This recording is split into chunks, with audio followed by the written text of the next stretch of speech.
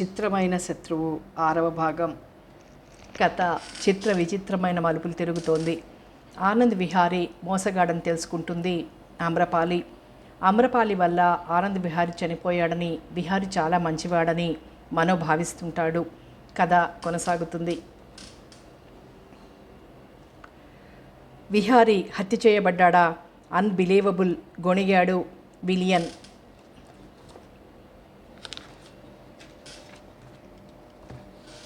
నా కళ్ళారా చూశాను అంకుల్. అది జరిగి కూడా కొంతసేపు అయింది. బహుశా అతను ఎలిజబెత్ని హత్య చేసి వెళ్ళగానే తను హత్య చేయబడి ఉంటాడు. విలియన్ మాట్లాడలేదు. ఈ విషయాన్ని జీర్ణం చేసుకోవడానికి ప్రయత్నిస్తున్న వాడిలా ఉండిపోయాడు. ఆమె వణికే కంఠంతో, అంకుల్ దయచేసి నన్ను అనుమానించకండి.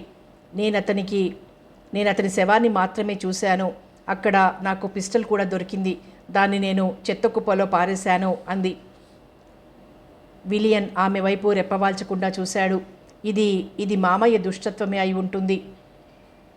మీరు ఊహిస్తున్నట్టుగా కాకుండా ఎలిజబెత్తో అతని ఎఫైర్ మామయ్యకి తెలుసుంటుంది. నేను ఎలాగూ నమ్మనన్న ఉద్దేశంతో నాతో అని ఉండడు. ఇప్పుడు ఎలిజబెత్ పోయాక అతడు మళ్ళీ నన్ను ఆశ్రయిస్తాడన్న ఉద్దేశంతో ఇలా హత్య చేయించాడు. ఆమె కంఠంలో ఆవేశపు ప్రకంపనాలు. నువ్వు బాధపడుతున్నావా అమ్రపాలి? ఎందుకనుకుంటున్నారలా? స్త్రీ మనసుని అంత సులభంగా చదవడం కష్టమమ్మా. ఇంత జరిగినా అతడి పట్ల నీ ప్రేమలో మార్పు ఉండకపోవచ్చు. నువ్వు అతడిని క్షమించవచ్చు. ఎలిజబెత్ చూడు ఏం చేసిందో. విలియన్ ఎలిజబెత్ ఫోటో వైపు చూస్తూ, మనసు చంపుకోలేక ఆత్మహత్య చేసుకోవాలనే నిర్ణయానికే వచ్చింది. నీ మనసుని నేను చదవగలగను కదా. హంతకుడెవరో ఊహించగలిగే నేను పోలీసులతో నా అనుమానాన్ని ఎందుకు వ్యక్తపరచలేదన్నావు. నువ్వు అతడిని క్షమించగలిగితే నేను అతడిని వదిలేయదలుచుకున్నాను. ఎందుకో తెలుసా? నువ్వు అతడి తోడిదే లోకంగా జీవితంగా భావిస్తున్నావు కాబట్టి. అందుకే నా వృత్తి జీవితంలో మొట్టమొదటిసారిగా ఎక్కడ లేని నిగ్రహాన్ని తెచ్చిపెట్టుకొని నీ స్థానంలో విజయాన్ని ఊహించి నిర్ణయాన్ని నీకే వదిలేశాను అన్నాడు. విహారీ మరణం మీరు ఊహిస్తున్నట్టు నాకు బాధ కలిగించలేదు. దుష్టుడు పాపానికి తగిన శిక్షే అనుభవించాడు. అయితే ఓ మనిషి ప్రాణం తీసే అర్హత సాటి మనిషికి లేదు.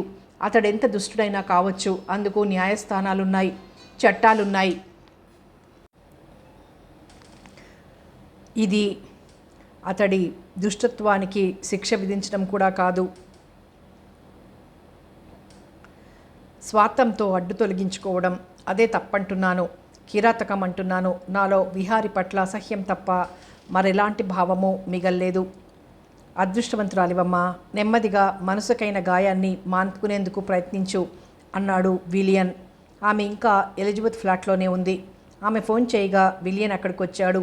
నీ అనుమానం అపోహే కావచ్చు కదా. విహారీ హత్యతో బలభద్రరావుకి ఎలాంటి ప్రమేయమూ ఉండి ఉండకపోవచ్చు. మనకి తెలియని ఆనంద్ విహారీ జీవితంలో ఎలాంటి చీకటి కోణాలున్నాయో కదా అన్నాడు విలియన్. అమ్రపాలి మాట్లాడలేదు. అమ్మా. ఆమె తల తిప్పి చూసింది. అబ్బులు ఆమె లేచి వెళ్ళి, ఎందుకొచ్చావు తీవ్రంగా అడిగింది. వాడు బెదిరి, అయ్యగారు ఈ ఉత్తరం తమకిమ్మన్నారు అన్నాడు. ఆమె వాడి మొహంలోకి చూసింది. కాస్త బెదురు తప్ప వాడి మొహంలో ఎలాంటి భయ ఆందోళనలు లేవు. ఎప్పుడు కంఠంలోకి శాంతం తెచ్చుకుంటూ అడిగింది. మధ్యాహ్నమమ్మా.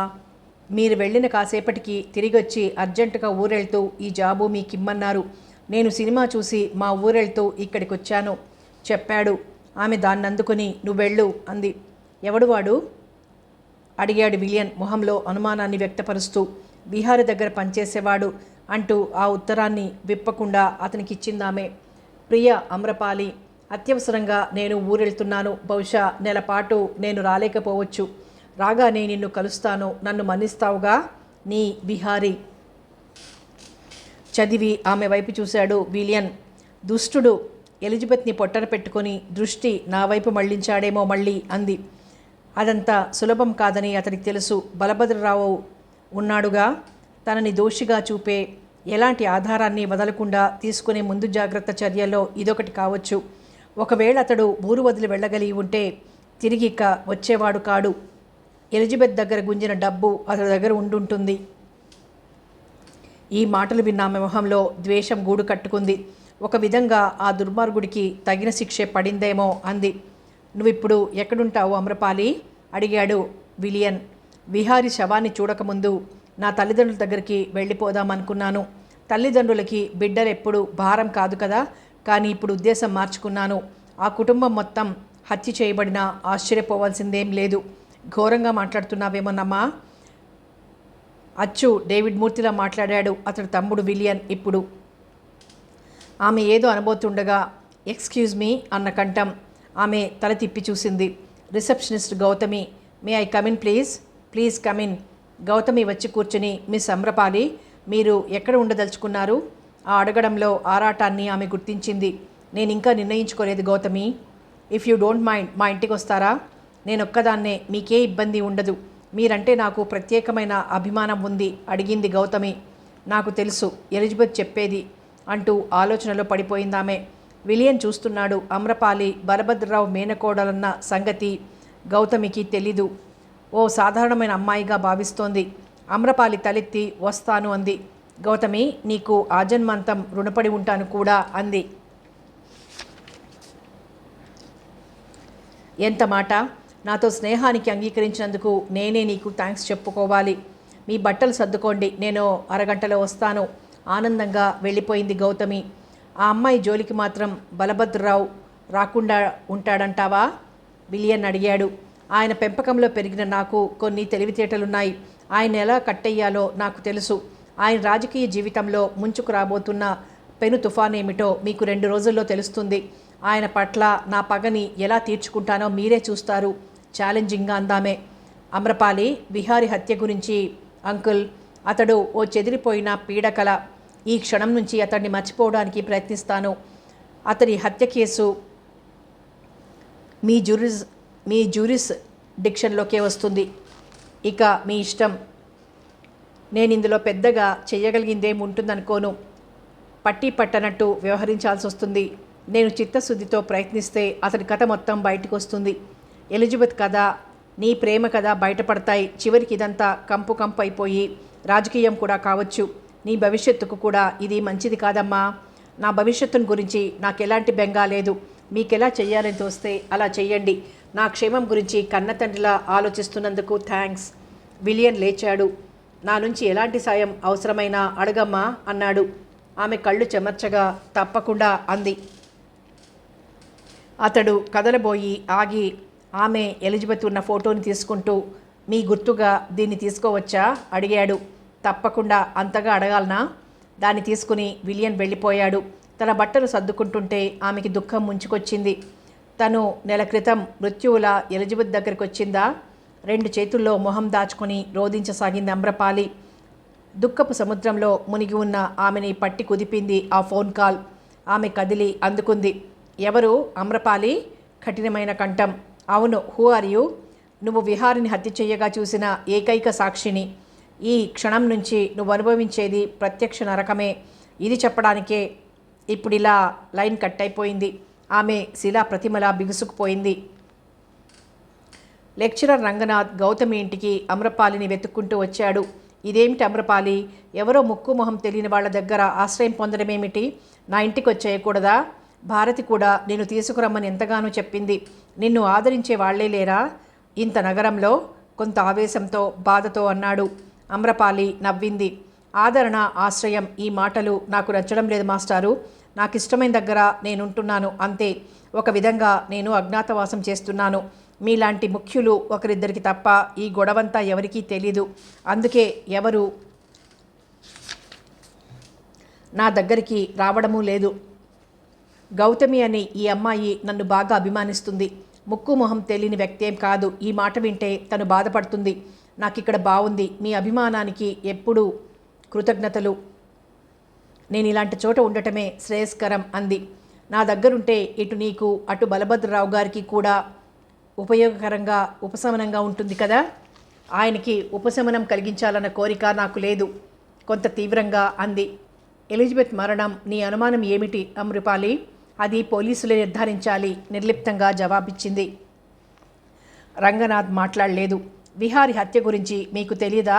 వాట్? ఓ, ఇంకా న్యూస్ పేపర్ చూడలేదా? ప్రాముఖ్యత లేని వ్యక్తి కదా, ఏదో ఒక మూల పడి ఉంటుంది అందామే. నిజమా? షాక్కి గురైన వాడిలా అడిగాడు. మీతో జోక్ చేస్తానా మాస్టారు? అదెలా జరిగింది అమ్రపాలి? నేనేం చెప్పగలను? నువ్వు భగవంతుడు నాకు గొప్ప ఆత్మస్థైర్యాన్ని ప్రసాదించాడు.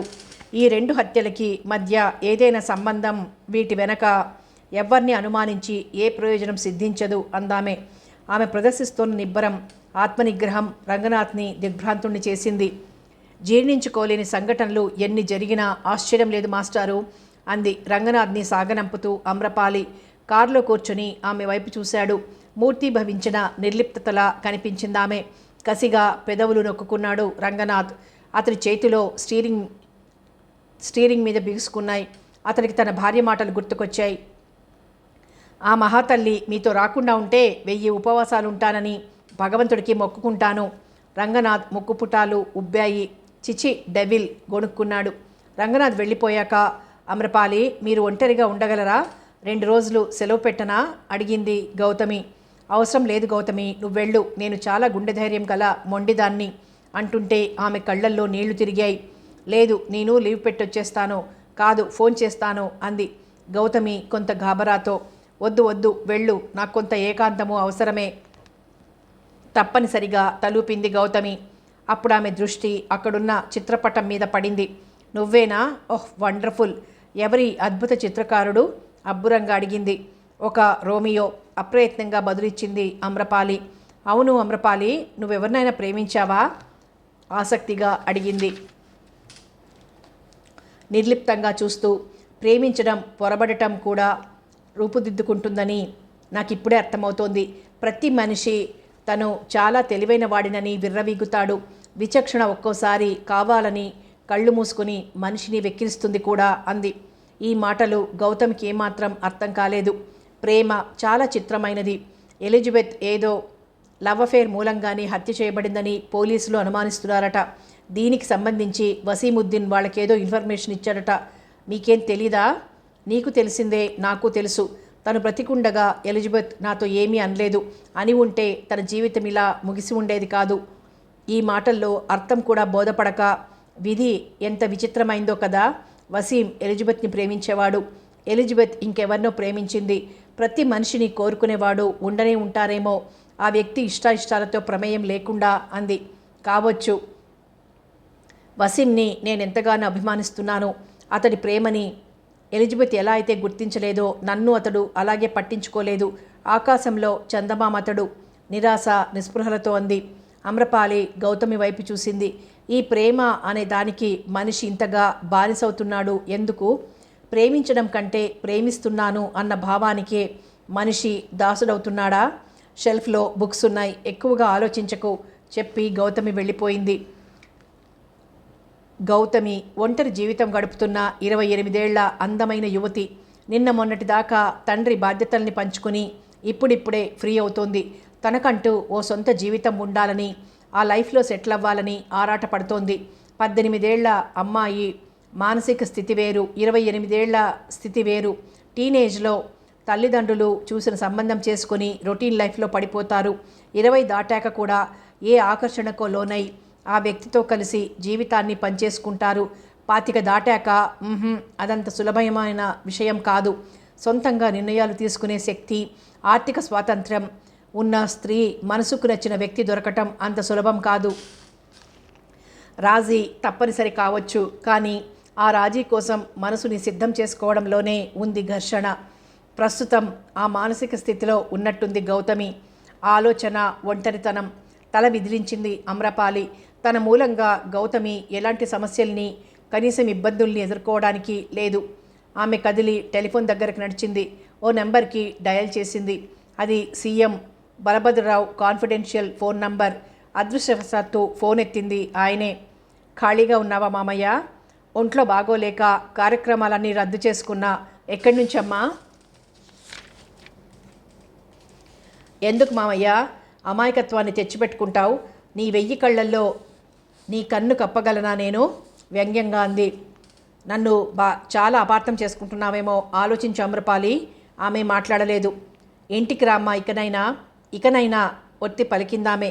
ఇప్పటికేమీ జరగలేదు మామయ్య, అసలు కథ ఇక్కడి నుంచే ప్రారంభం అవుతుందేమో. నా జీవితాన్ని గురించి ఒకరితో కలిసి కాకుండా సొంతంగా ఆలోచించి నిర్ణయం తీసుకునే అవకాశాలు నాకొచ్చాయి. కొన్ని పొరపాట్లు జరిగి ఉండొచ్చు. మొత్తానికి లక్కీ గర్ల్నే కదా. బలభద్రరావు మాట్లాడలేదు. కొన్నిసార్లు మనం ఎంత పగడ్బందీగా వ్యవహారాన్ని నడిపించినా అది వికటిస్తుందేమో కదా. నువ్వు దేన్ని గురించి మాట్లాడుతున్నావు అమ్రపాలి? పోన్లే మామయ్య, దీన్ని గురించి అనవసరంగా ఆలోచించి మనసు పాడు చేసుకోకు. అర్థం కాకపోతే మాన్లే అందామే. అమ్మా అమ్రపాలి, నా పెంపకం అద్భుతమైందని నేను అనను. కానీ రాజకీయమైన నా వ్యక్తిత్వం వేరు. నిన్ను ప్రేమించి పెద్ద చేసిన వ్యక్తి వేరు. నాలో నిన్ను దూరం చేసుకోకూడదు అన్న స్వార్థం ఉంటే ఉండొచ్చు, కానీ నువ్వు ఊహిస్తున్న చెడ్డతనం లేదు నాలో. అదంతా ఇప్పుడు ఎందుకులే మామయ్య. తన ఇంట్లో కేవలం అభిమానంతో స్నేహంతో నాకు ఆశ్రయం కల్పించిన గౌతమికి ఏదైనా అపకారం జరిగితే మాత్రం చిన్నతనం నుండి నిన్ను గమనిస్తూ నీలోని, నువ్వు చెప్పిన రెండో వ్యక్తిలోని చాణక్య నీతిని గ్రహించిన నేను దాన్ని అమల్లో పెట్టాల్సి వస్తుందని మాత్రం మర్చిపోకు. ఆమె లైన్ కట్ చేసింది. మళ్ళీ ఆలోచన. ఒంటరితనంలో ఉన్నాను అన్న భావమే మనిషికి పిచ్చెత్తిస్తుంది. అమ్రపాలిలో ఒక విధమైన తపన ప్రారంభమైంది. ఈ ఒంటరితనపు మందమైన పొరల్ని ఛేదించుకొని ఈ వంచనలకి, మోసాలకి, నమ్మక ద్రోహాలకి, పిరికితనాలకి అతీతంగా తన కోసం ప్రాణమిచ్చేంతటి ప్రేమను కలిగి ఉన్న వ్యక్తి సమక్షం దొరికితే అప్పుడు గుర్తుకొచ్చాడు ఆమెకి. అతడు పేరైనా తెలియదు, రోమియో. ఆమె ఆ చిత్రం వైపు చూసింది. ప్రేమ పేరుతో ఆమె వంచబడింది. అదామెలో నైరాస్యాన్ని నింపి ప్రేమ ద్వేషిని, పురుష ద్వేషిని చెయ్యలేదు. నిజమైన ప్రేమాభిమానాల కోసం ఆమె మనసు తపించడం ప్రారంభించింది. ఆమె కళ్ళకి నీళ్ళొచ్చాయి. తనొక్కసారి నిన్ను గుర్తించాను అంటే అతడి మొహంలో మారే భావాలు ఎలా ఉంటాయి? అమ్రపాలి లేచి మొహం కడుక్కుంది. బ్యాగ్ తీసుకుని ఇంటికి తాళం వేసి బయలుదేరింది. నువ్వు అమ్రపాలి, బావున్నావమ్మా అడిగాడు భానురావు. బావున్నాను అంకుల్. మీతో ఒక ముఖ్యమైన విషయం మాట్లాడాలని వచ్చాను. ఎక్కడికో బయలుదేరినట్లున్నారు. నీకు తెలుసు కదా, ఒంట్లో బాగోలేదు కదా. ఇప్పుడు బాగుంది. చాలా రోజుల తర్వాత సెక్రటరియేట్కి ఈరోజే బయలుదేరుతున్నాను. చాలా పనులు స్తంభించిపోయాయి. నా శాఖకు సంబంధించిన ఎన్నో ప్రాజెక్టులు ఆగిపోయాయి. ముఖ్యమైన విషయం ఏమిటమ్మా? ఆశ్చర్యంతో అడిగాడు ఆయన. నేను మీతో మాత్రమే మాట్లాడాలి. ఈ విషయాలు మీతోనే పంచుకోవాలి. మీ రాజకీయాలు మాట్లాడాలనే వచ్చాను నేను, చెప్పిందామే. భానురావు ఆశ్చర్యంతో ఏదో అనబోయి ఆగిపోయి తలుపుతూ, అలాగే మనం నా ప్రైవేట్ రూమ్లో మాట్లాడుకుందాం పద అంటూ తీసుకెళ్ళాడు. అంకుల్, మీరు హార్ట్ పేషెంట్. నేను కొన్ని చేదు నిజాలు చెబుతాను, తట్టుకోగలరా? సందేహంగా అడిగిందామే. ఆయన ఆశ్చర్యాన్ని అణుచుకుంటూ చెప్పు అన్నాడు. మీ బార్ని పేల్చివేసింది నక్సలైట్లు ఎంతమాత్రమూ కాదు చెప్పింది. ఈ అనుమానం లీలగా నాకు లేకపోలేదమ్మా చెప్పాడాయన. ఆ వ్యక్తి ఎవరో చెప్పనా? అప్పటికే ఆయనలో అనుమానం ప్రవేశించగా ఎవరు అని అడిగాడు. హోమ్ మినిస్టర్ రెడ్డిరాజు సహకారంతో సీఎం బలభద్రరావు. భానురావు మ్రాన్పడిపోయాడు. నిమిషం పాటు నిశ్శబ్దం. ఎందుకు చేశాడిలా? ఆయన కంఠం నూతిలోంచి వచ్చినట్టు ప్రశ్నించింది. పొలిటికల్ ఎత్తుగడ అంకల్. మీరు చాలా అమాయకంగా ఉన్నారు. మీ మంచితనమే మీకు పెద్ద రాజకీయ బలమైపోయిన విషయం మీరు గుర్తించలేదు. కానీ మామయ్య ఈ ప్రమాదాన్ని గ్రహించేశాడు. దీని వెనుక కథ చెప్పనా అంటూ ప్రారంభించిందామే. భానురావు ఆ షాకింగ్ న్యూస్ తాలూకు ప్రభావం నుంచి అప్పుడప్పుడే తేరుకుంటున్నాడు. అధికార పార్టీలో అసమ్మతి చిచ్చు అధికమైపోయింది. ఈ మధ్య అసమ్మతి వర్గపు కార్యకలాపాల బలం కూడా జాస్తవుతుందన్న భయం మామయ్యను పీడించడం మీకు తెలుసు. అసమ్మతి నాయకులను బుజ్జగించడంలో మీరు కీలక పాత్ర వహిస్తూ వచ్చారు, అవునా? అయితే ప్రైమ్ మినిస్టర్ తెలివైన వ్యక్తి కాబట్టి ఎలక్షన్లలో ఓడిపోయిన అసమ్మతి వర్గపు నాయకుడిని బై ఎలక్షన్లో నిలబెట్టి పార్లమెంట్ సభ్యుడిగా గెలిపించి అతడిని కేంద్రానికి పరిమితం చేయడానికి ప్రయత్నించాడు. మామయ్య సమర్థత పట్ల సీఎంకి మంచి నమ్మకం ఉంది. తప్పనిసరి రాష్ట్ర రాజకీయాలకు దూరంగా ఉండాల్సిన పరిస్థితి సంభవించింది అసమ్మతి నాయకుడికి. అయితే రాష్ట్ర ప్రభుత్వాధికారం ప్రమాదకారి అయిన మామయ్య చేతిలో ఉండకూడదు.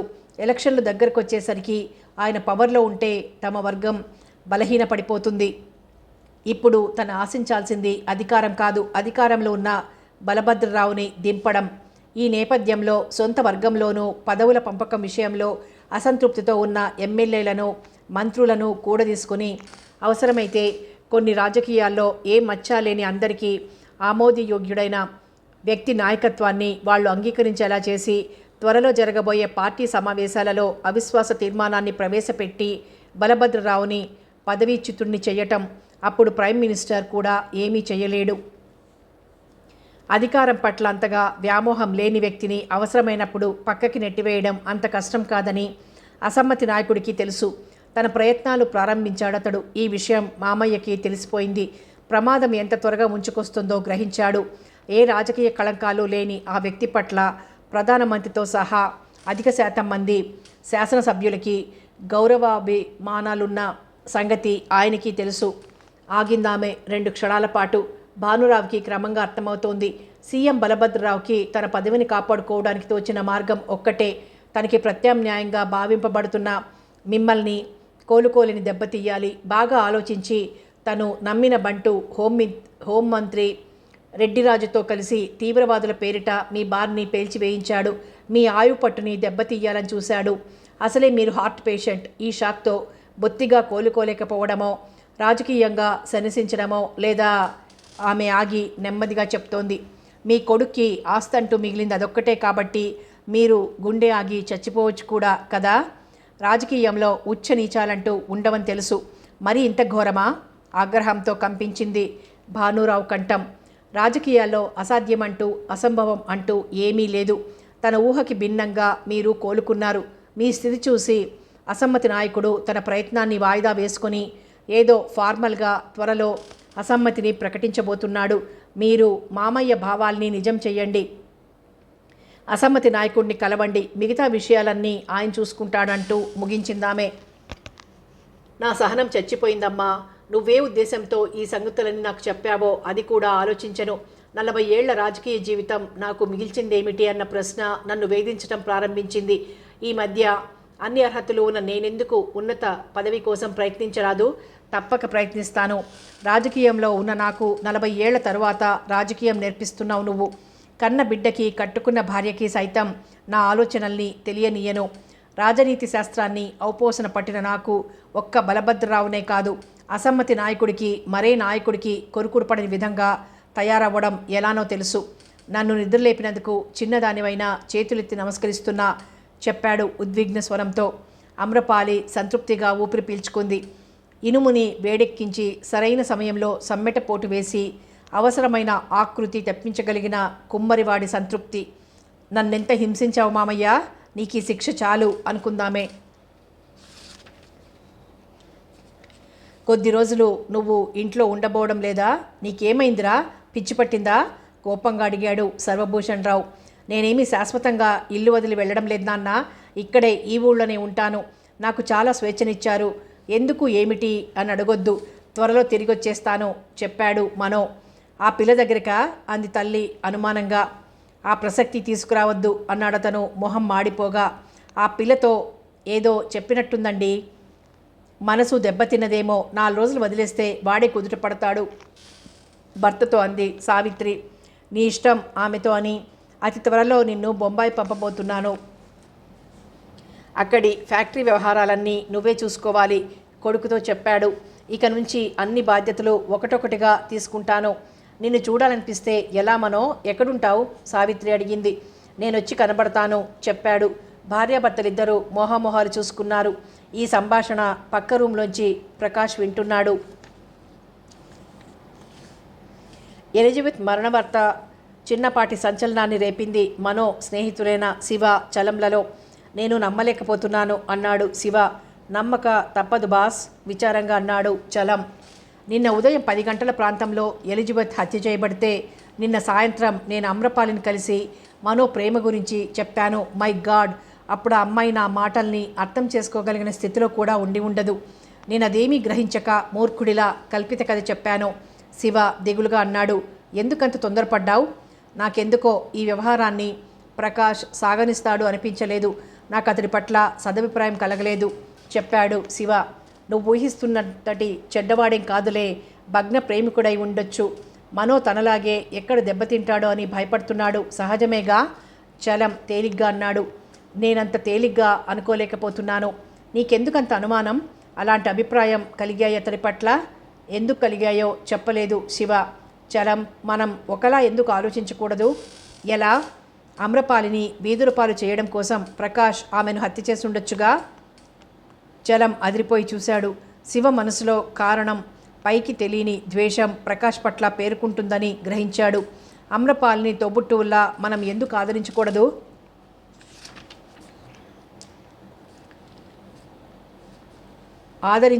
ఎందుకంటే ఇప్పుడు ఆమెని నేను ప్రేమించడం లేదు కాబట్టి అంటూ లోపలికి ప్రవేశించాడు మనో.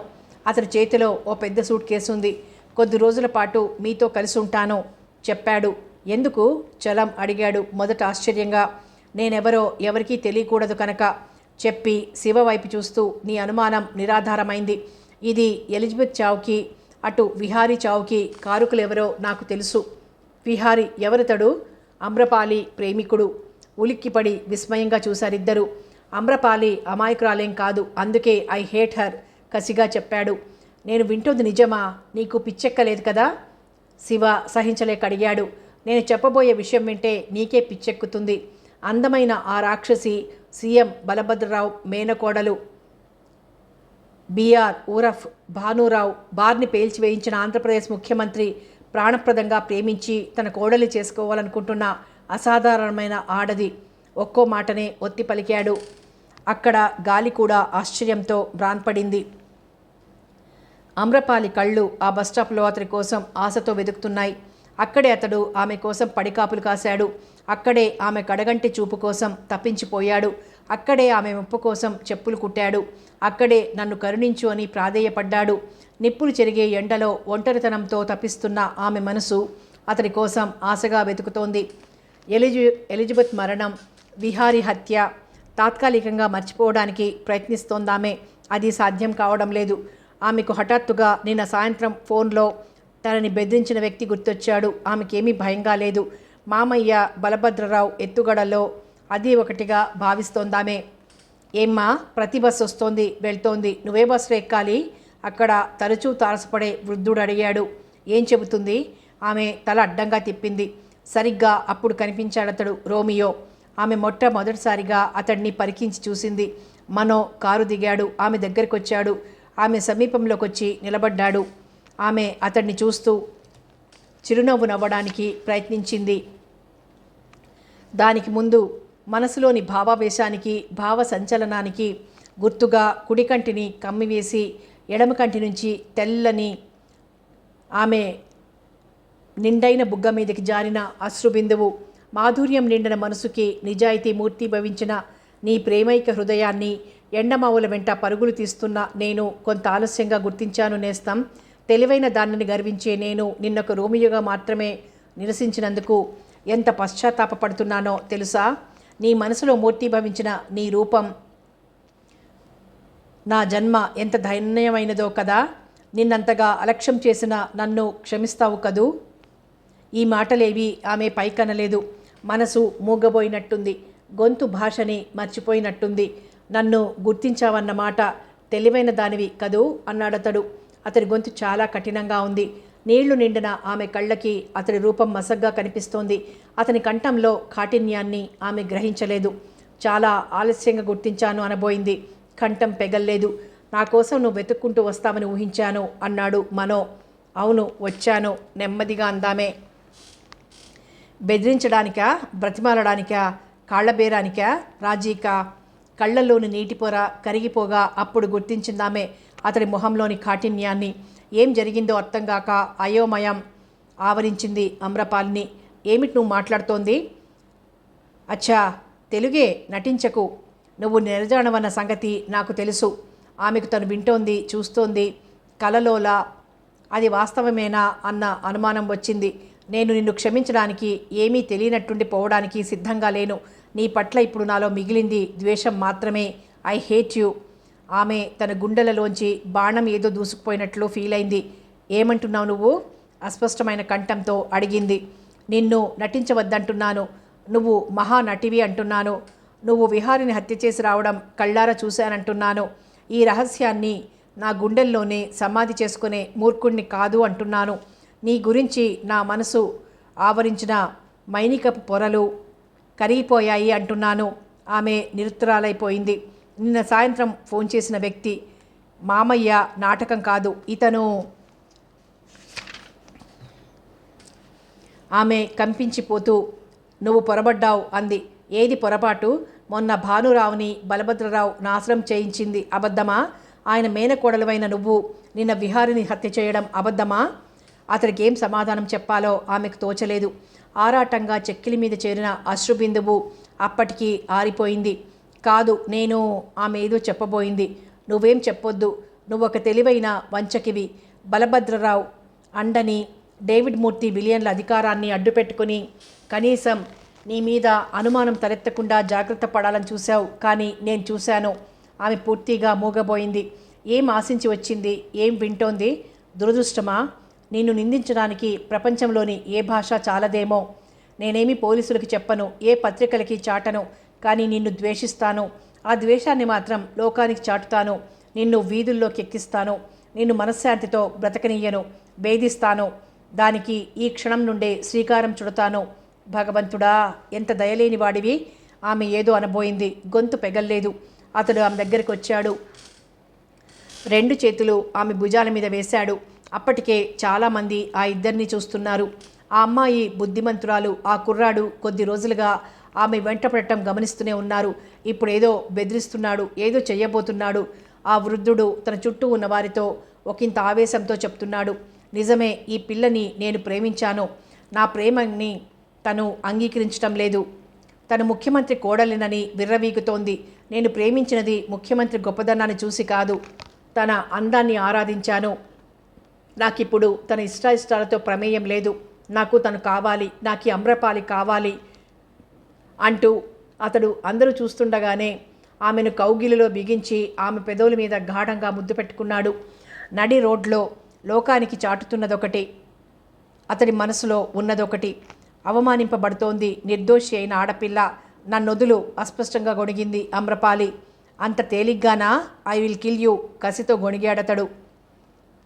ఆ అమ్మాయి ముఖ్యమంత్రి మేనకోడలట. ఈ వార్త క్షణాల్లో వ్యాపించిపోయింది అక్కడ. అమ్మో, ఎంత ధైర్యం! వాడి ఆయువు మూడిందే.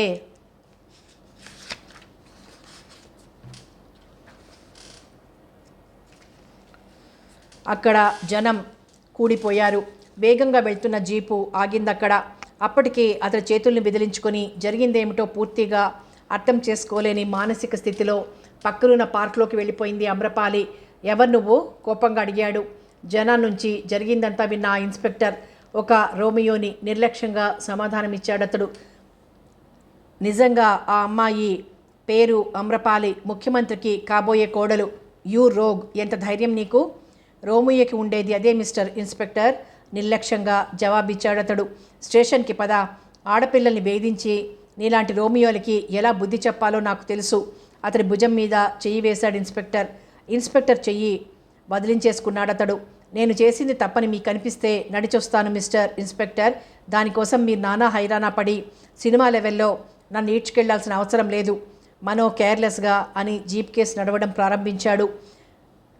జీన్స్లో ఫ్యాషనబుల్గా దాదాపు 6 అడుగుల ఎత్తున్న 27-28 వయసున్న ఆ యువకుడు అల్లాటప్ప ఆకతాయి రోమియో కాదని, బాగా డబ్బున్నవాడని గ్రహించాడు ఇన్స్పెక్టర్.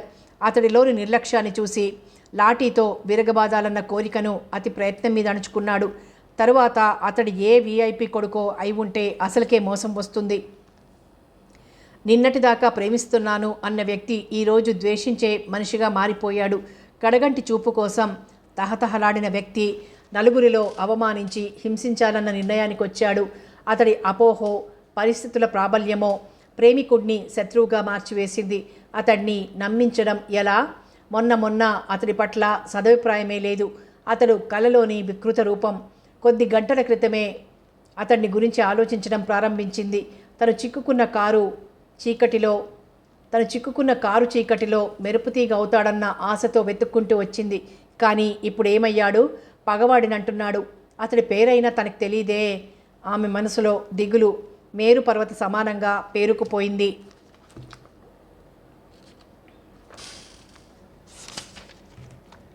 నిన్ను అతడి స్నేహితుడిగా చెప్పుకున్న శివ అనే వ్యక్తి చెప్పిన మాటలు గుర్తొచ్చాయి. తన ప్రేమ ఫలించకపోతే అతడు ఉన్మాది కావడమో లేక చచ్చిపోవడమో జరగవచ్చు. కొన్ని సందర్భాల్లో ఆ ప్రేమ ద్వేషంగా రూపుదిద్దుకోవచ్చు. అప్పుడు పరిస్థితులు, పరిణామాలు చాలా భయంకరంగా ఉంటాయి. ఇప్పుడు అతన్ని ద్వేషగా మార్చింది ఫలించని ప్రేమ కాదేమో.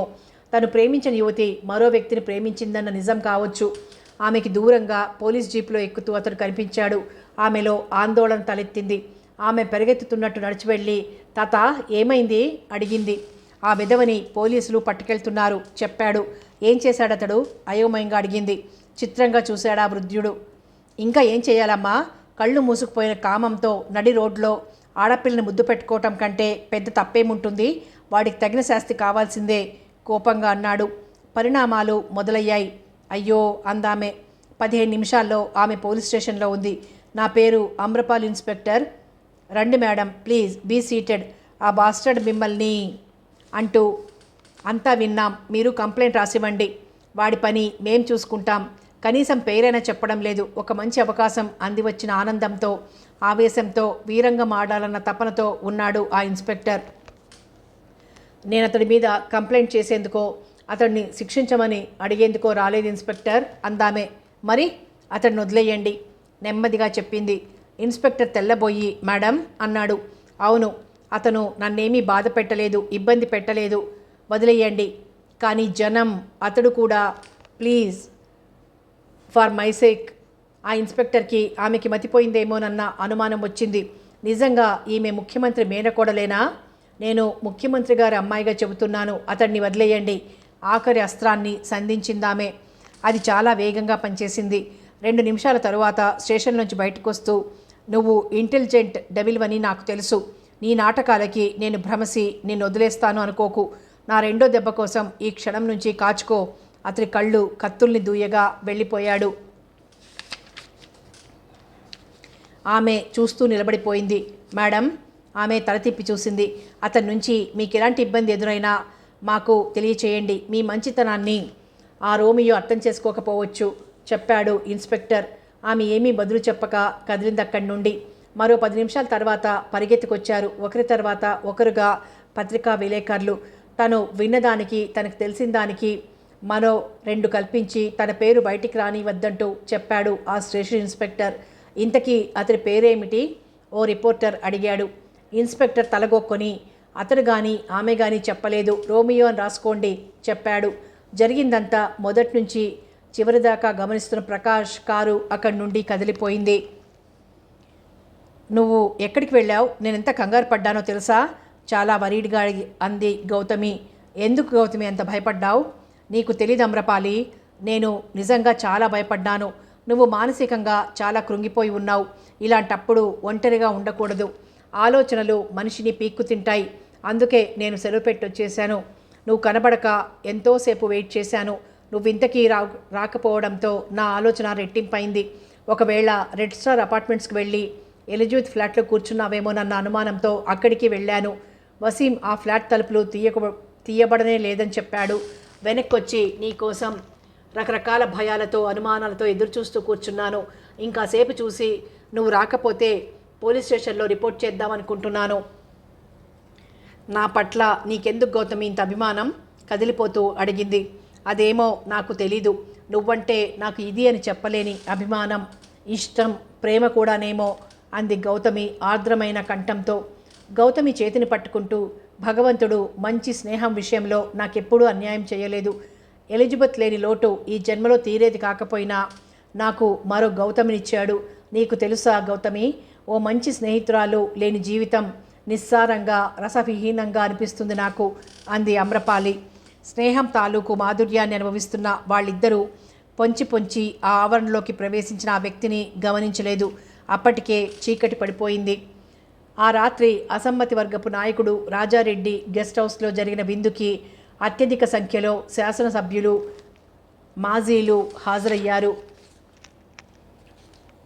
10 మంది బలభద్రరావు మంత్రివర్గంలోని సభ్యులు, మరో 1/2 మంది అసమ్మతి వర్గం తరపు వ్యక్తులు పార్టీలో పాల్గొన్నారు. ఖర్చంతా రాజారెడ్డి భరిస్తే తన జీవితంలో మొట్టమొదటిసారిగా ఒక అసమ్మతి వర్గపు సమావేశంలో పాల్గొనడమే గాక ఆ సమావేశానికి కేంద్ర బిందువయ్యాడు భానురావు. అక్కడ చేరిన చాలామందికి ఇది ఆశ్చర్యకరంగానే ఉంది. రాజారెడ్డి మాట్లాడాడు. ఈరోజు చాలా ఆనందకరమైన రోజు. పెద్దలు, గౌరవనీయులు అయిన భానురావు రాష్ట్ర ప్రభుత్వంలో నెలకొని ఉన్న అనిశ్చిత పరిస్థితిని గుర్తించి, క్షోభించి, ఆలోచించి నిరంకుశంగా ప్రవర్తిస్తున్న బలభద్రరావుకి ప్రత్యామ్నాయంగా పార్టీకి నాయకత్వం వహించడానికి అంగీకరించారు. అందుకు పార్టీ తరపున అందరి తరపున నేను కృతజ్ఞతలు తెలియజేసుకుంటున్నాను. 2 రోజుల్లో జరగబోతున్న ప్రతిష్టాత్మకమైన పార్టీ సమావేశాల్లో భానురావు గారిని మన కొత్త నాయకుడిగా ప్రకటించి మన విధేయతని తెలియజేయడానికి సిద్ధంగా ఉండమని మిమ్మల్ని కోరుతున్నాను. కరతాళ ధ్వనులు. భానురావు మాట్లాడాడు చాలా క్లుప్తంగా. నా పట్ల మీరంతా కనబరుస్తున్న అభిమానానికి, విశ్వాసానికి కృతజ్ఞతలు తెలియజేసుకుంటూ మీ ఆశయాలకి అనుగుణంగా నడుచుకుంటానని మాటిస్తున్నాను. చప్పట్లు 5 నిమిషాల పాటు మారుమోగాయి. అలా బలభద్రరావు ఊహించలేని విధంగా ఆ రాత్రికి రాత్రి భానురావు అనధికార ముఖ్యమంత్రి అయ్యాడు. 2 రోజుల్లో రాజకీయ సంచలనం రాష్ట్రం మీద విరుచుకుపడిపోతుందన్న సంగతి భానురావు భార్యకి, కొడుక్కి సైతం తెలీదు. టైం అర్ధరాత్రి 12 దాటుతోంది. కాలింగ్ బజర్ మోగింది. ఉలికిపాటుగా మేలుకుంది అమ్రపాలి. అప్పటికి బద్ధకంగా కళ్ళు విప్పుతోంది గౌతమి. గౌతమి, ఇంత రాత్రి వేళ ఎవరు? చూద్దాం. నైటీ సవరించుకుంటూ బెడ్ మీద నుంచి దిగింది. అమ్రపాలి అనుమానంతో ఎవరో తెలియందే తలుపు తీయొద్దు చెప్పింది. అంత భయపడాల్సిన అవసరం ఉండదనుకుంటా అంటూ విండో తలుపు తీసి చూసింది. చీకట్లో మసకగా కనిపించింది పొడుగాటి ఆకారం. ఎవరు? బిగ్గరగా అడిగింది గౌతమి. నేను గౌతమి, వసీంని నెమ్మదిగా వినిపించింది కంఠం. వసీం. ఆశ్చర్యపోవడంతో పాటు వసీం అన్న పేరు మంత్రంలా పనిచేసింది గౌతమి మీద. చప్పున తలుపు తీసింది. అంతే. దూకుడుగా ప్రవేశించిన ఆ వ్యక్తి వసీం కాదని గ్రహించి మరెవరో గమనించే లోపుగా అక్కడున్న మెయిన్ స్విచ్ని ఆఫ్ చేశాడతడు. ఎవరది? బిగ్గరగా అరవబోతున్న గౌతమి మెడ చుట్టూ బిగుసుకున్నాయి బలమైన అతని చేతులు. ఏమైంది? ఎవడు వాడు? లైట్లు పోయాయేమిటి? భయకంపిత స్వరంతో అంటూ వచ్చింది అమ్రపాలి. డోంట్ మూవ్, ఉన్న చోటే నిలబడు. నువ్వు తక్షణం ఇల్లు వదిలిపోకపోతే ఈ గౌతమి ప్రాణాలు తీస్తాను, క్రూరంగా పలికింది అతడి గొంతు. అమ్రపాలి నివ్వెరపోయింది. గౌతమి అతడి చేతుల్లో గిజగిజలాడుతోంది. కదులు. ఎవరు నువ్వు? షటప్. అధిక ప్రసంగం మాని కదులుతావా లేదా? మృత్యువు తన రూపంలో గౌతమి ఇంట్లోకి కూడా అడుగు పెట్టలేదు కదా. ఆ ఊహకే వణికిపోయింది అమ్రపాలి. సరిగ్గా అప్పుడే ఫట్మన్న చప్పుడు, అబ్బా అన్న మూలుగు, ఆ వెంటనే గప్పున వెలిగిన లైట్లు. ఆగంతకుడు గౌతమిని వదిలి 2 చేతుల్లో మొహం కప్పుకొని వంగి పరిగెత్తాడు. రెండో వ్యక్తి అతడి వెంటపడ్డాడు. అతన్నామె గుర్తించింది. రోమియో. దేవుడిలా వచ్చాడు. మను అతన్ని వెంటబడి తరుముతుండగా ఆ వీధి చివర ఆగి ఉన్న కారులో పలాయనం చిత్తగించరా వ్యక్తి. అయితే అతడి కారుని మనో గుర్తించాడు. లెక్చరర్ రంగనాథ్. మనోలో అతడి పట్ల తలెత్తి ఉన్న అనుమానం బలపడింది. అతను పబ్లిక్ కాల్ బూత్ వైపు నడిచాడు. వసీం పేరుతో నమ్మించాడు. బాస్టర్డ్. షాక్ నుండి తేరుకుంటూ కసిగా తిట్టింది గౌతమి. అమ్రపాలి నిశ్శబ్దంగా ఉండిపోయింది. కథ కొనసాగుతుంది.